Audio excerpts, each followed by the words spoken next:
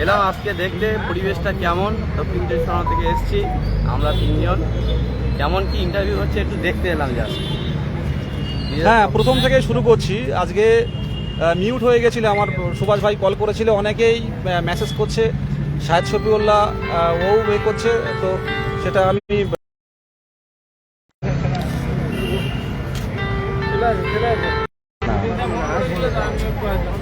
Phone হচ্ছে আমার। এখন ধরো এটা ভিডিওটা করে নিন, তারপরে কি লাইভ হচ্ছে নাকি না ইয়ে হয়ে গেছে? লাইভ হচ্ছে কি জানো তো? লাইভ দেখাচ্ছে। হ্যাঁ, এবার শোনা যাচ্ছে। 270 জন। হ্যাঁ হ্যাঁ ঠিক আছে।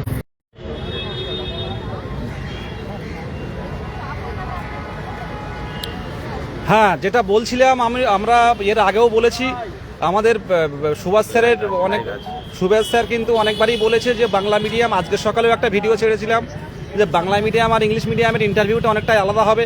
ঠিক তেমনই কিন্তু বাংলা মিডিয়াম এবং ইংলিশ মিডিয়ামের ইন্টারভিউয়ের ক্ষেত্রে, ডেমনস্ট্রেশনের ক্ষেত্রে কিন্তু অনেকটাই পার্থক্য দেখা গেছে। আপনার নিজের মতো, অনেকেরই বলছে নিজের মতো বলুন, এবং খুব রিল্যাক্স এবং প্রত্যেকের সাথে ভালো ব্যবহার। প্রাইমারি শিক্ষা পর্ষদ থেকে তাদেরকে আগে ঢোকার সাথে সাথে সাহস জোগানো হচ্ছে যে আপনারা ভয় পাচ্ছেন কেন, নিশ্চিন্তে থাকুন, আপনাদের সাথে কোঅপারেট করবো আমরা।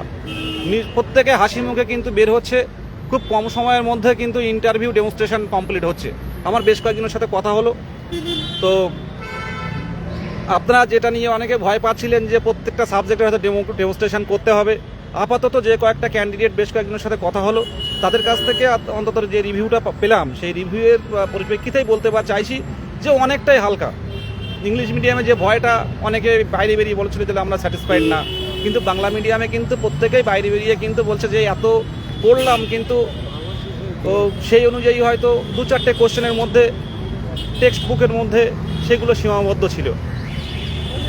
তো বলার তো কোনো ইন্টারভিউয়ের শেষ নেই নাকি? একদম একদম। কোথা থেকে কী করবে কিছুই তো আমরা জানি না।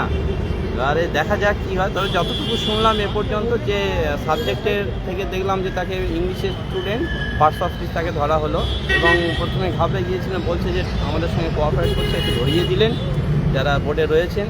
তো সেইভাবে তারাও বলছে যে অনেকটা রিল্যাক্স, মানে কোনো টেনশনের কোনো কারণ নেই।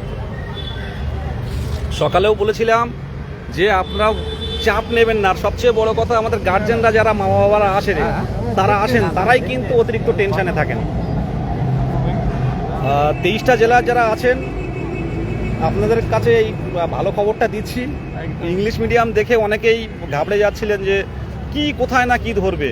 আরে আপনারা নিজের উপর বিশ্বাস করতে হবে। আমরা সবাই প্রত্যেকেই ভয় পাই ওখানটা যেতে গেলে, প্রত্যেকেই নাকি, এটা স্বাভাবিক। একদম একদম। অনেকে ভাবে হয়তো আমি ভয় পাবো না, একদম। কিন্তু না, প্রত্যেকের ওই জায়গাটা কিন্তু ভয় থাকবে। সৃষ্টিকর্তার উপর ভরসা রাখুন। কে কি বলছে, কোন ইউটিউব চ্যানেল কি বলছে, অত নিয়ে ঘাবড়াবেন না। একদম মাটিতে দাঁড়িয়ে কথা বলছি, পুরো লাইভ করছি, আর শেষ পর্যন্ত লড়াইটা হবে। আর যাদের যা বাদ দেওয়ার বিষয়গুলো, সেগুলো লাইভে বলবো না। সব কিছু বিষয় ভাবনা আছে। আমরা দেখতে পাচ্ছেন যে এখন অলরেডি কিন্তু দুটো ফার্স্ট হাফ হয়ে গেছে, সেকেন্ড হাফ 2টো থেকে শুরু হবে। এ পর্যন্ত কোনো সমস্যা আপাতত দেখা যায়নি। 1টা বাজে ফার্স্ট হয়ে গেল। 1টা বাজে ফার্স্ট, 2টো থেকে শুরু হবে। দেখতে পাচ্ছেন এখানটা কিন্তু যথেষ্ট ভিড় আছে।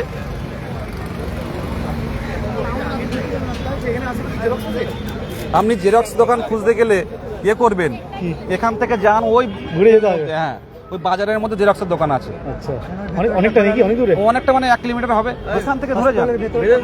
আর এই ভালো, হ্যাঁ, করুণাম এই যে ইয়ে আছে না, আনন্দলোক, এই হসপিটালের মধ্যে জেরক্স হয়। ধরে যান না, অসুবিধা নেই। ভালো, আমি ভালো। লড়াই আর হবে না, এখন চাকরি চাই। আজ ইন্টারভিউ আছে 2টো থেকে। কোন জেলা? কলকাতা। আমার বাড়ি হাওড়া জেলা, কিন্তু কলকাতায় অ্যাপ্লাই করেছিলাম, কলকাতায় থাকি বলে। ও, 2টো থেকে। এই যে সবার আগে যে শান্তিটা, যে আমি মানে ইন্টারভিউটা দিয়ে শেষ করে যাচ্ছি, এর মতো একটা মানসিক শান্তি আর কিছু হয় না। যে এতদিন পরে কিছু না হোক সুযোগটা পেলাম যে ইন্টারভিউ দেওয়ার। 2022 থেকে পাস করে আছি, 2026-এ এসে কিছু হোক না হোক ইন্টারভিউ দেওয়ার সুযোগটা পেলাম, তারপরে কি হবে? আরে আমার না হোক 50টা ছেলে বা 13,000 ছেলে মেয়ের তো হবে। এটাই সবচেয়ে শিক্ষকের বড় কথা জিনিস। বলেছেন আপনি। ঠিক আছে, আমার দরকার নেই, আমার থেকে বড় বড় যাদের দরকার তারা, ঠিক আছে, যারা লড়াই করেছে এতদিন মাঠে ঘাটে লড়াই করেছে, যারা পড়াশোনা করে যাচ্ছে এখনো কন্টিনিউয়াস কোচিং প্রফেশন থেকে বিভিন্ন রকম প্রফেশনে ট্রান্সফার করেছে, ঠিক আছে, তাদের তো কিছু হবে। ঠিক আছে, এটাই সবচেয়ে বড় শান্তি, এর থেকে বড় কিছু না। ঠিক আছে, থ্যাংক ইউ। দেখুন হয়ে গেছে? হ্যাঁ, না হয়নি এখন।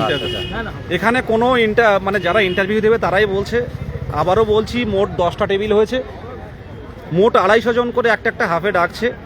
আজকের ইন্টারভিউ প্রায় 500 জনের ইন্টারভিউ আছে, তো 500 জন করে নিচ্ছে। এবার কাল পরশুর মধ্যে দেখতে হবে যে নতুন করে শিডিউল আসছে কিনা, তারপরে হয়তো আস্তে আস্তে টেবিল বাড়াবে। বাস কালকে শিডিউল আছে, কালকে তো ওই জেলার আছে। না শিডিউল আছে, কিন্তু এর মধ্যে নতুন করে শিডিউল ওরা নোটিশ দেয় কিনা।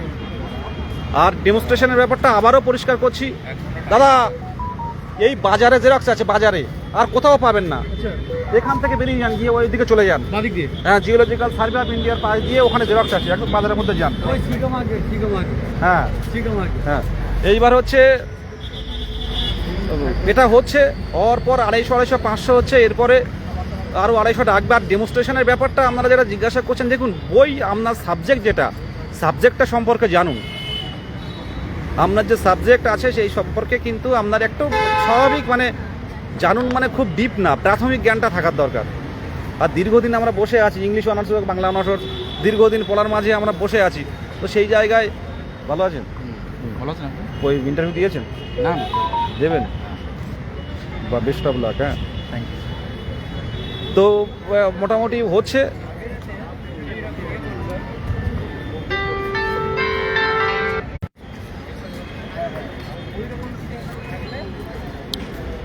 যেটুকু শুনলাম মোট 10টা টেবিল হয়েছে, তাই তো? 10টা টেবিল হয়েছে।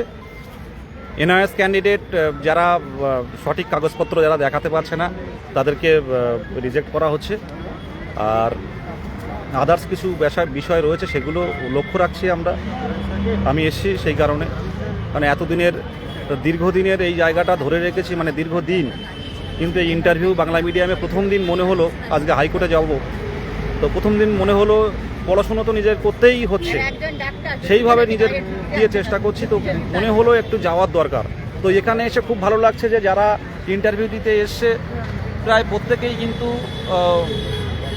মানে আমাদের যে কর্মসূচি 23 জেলার টেট উত্তীর্ণদের তারা কিন্তু জানেন এবং চেনেন, তো এটা অনেক পাওয়া।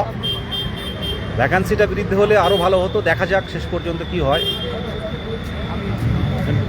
ডেমো চয়েস করতে বলছে যে আপনার মতো ডেমো দিন, কিংবা কোনো আপনার সাবজেক্ট থেকে কিংবা কোনো একটা টপিক তুলে দেওয়া দিচ্ছে যে এটা এর মধ্যে মানে পার্টস অফ স্পিচ যেটা আছে এটা কোনটা কী আছে, এরকম ধরনের মোটামুটি সাবজেক্টের উপরে করছে। এটা নিয়ে আপনারা বিভ্রান্ত হবেন না।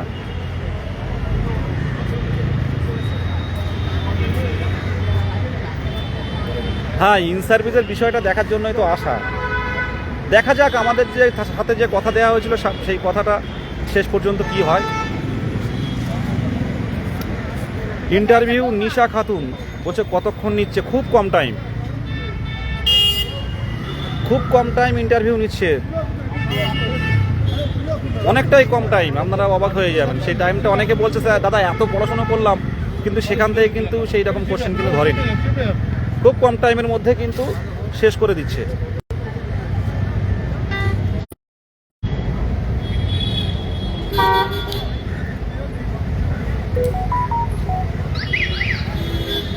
টাইম 5 মিনিট, 4 মিনিট, 7 মিনিট, এরকম টাইম আলাদা করে যে ইংলিশ মিডিয়ামে যেমন বেশি করে আর একটা ডেমো দিন, তো সেই রকম জায়গাটা তৈরি হচ্ছে না, অনেক কোঅপারেটিভ করছে।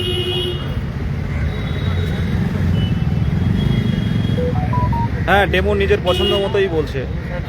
এবার অন্য কোনো ডেমো হলে আবার অনেকেই বললো যে আমার নিজের মতো একটা দিতে পারি, তা বললো হ্যাঁ দিন, কোনো অসুবিধা নেই।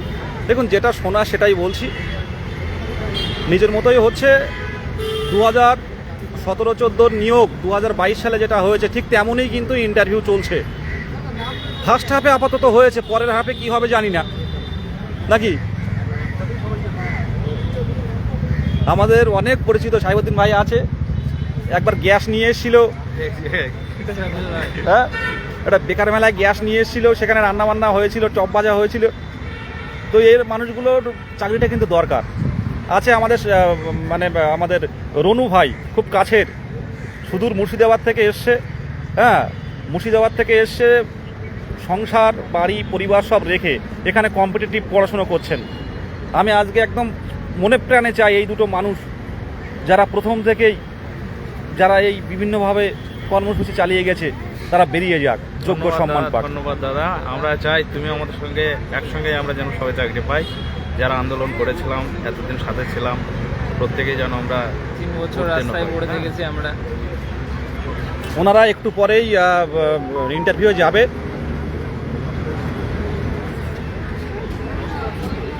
দেখুন, ক্যান্ডিডেট সাথে কথা বলার থেকে আমি যেটা বললাম এটাই কথা। ক্যান্ডিডেট কি বলতে গিয়ে কি বলবে সেটা নিয়ে বিভ্রান্ত হবে, হ্যাঁ, চারিদিকে ছড়াবে। তো সেটা না, আমি যেটা তুলে ধরলাম এটুকুই। সামনে পরবর্তীতে আবার লাইভে আসবো যদি সেরকম কোনো আপডেট পাই। আপনারা ভালো থাকবেন, পড়াশুনো করুন, আর আইনি পথে প্রত্যেকে সাহায্যের হাতটা বাড়ান।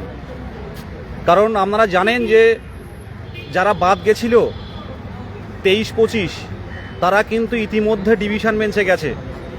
তারা চাইছে যে কোনো না কোনোভাবে যদি এই নিয়োগ স্টে করা যায়, এই নিয়োগে তারা ঢোকার জন্য, কম্পিটিশন বাড়ানোর জন্য তারা কিন্তু ঢোকার আপ্রাণ চেষ্টা করছে। আপনারা জানেন না, আমি এখান থেকে হাইকোর্টে যাব, ইন্টারভিউ হয়ে গেছে। ও, এখান থেকে হাইকোর্টে যাব, হাইকোর্টে গিয়ে এনারা সব এসছেন। দেখুন কোন জেলা থেকে?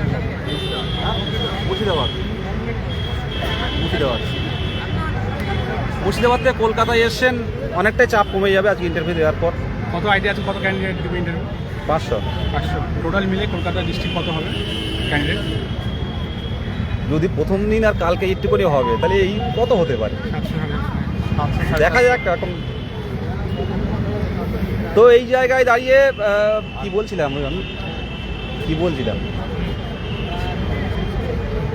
তুমি শেষ করছিলে?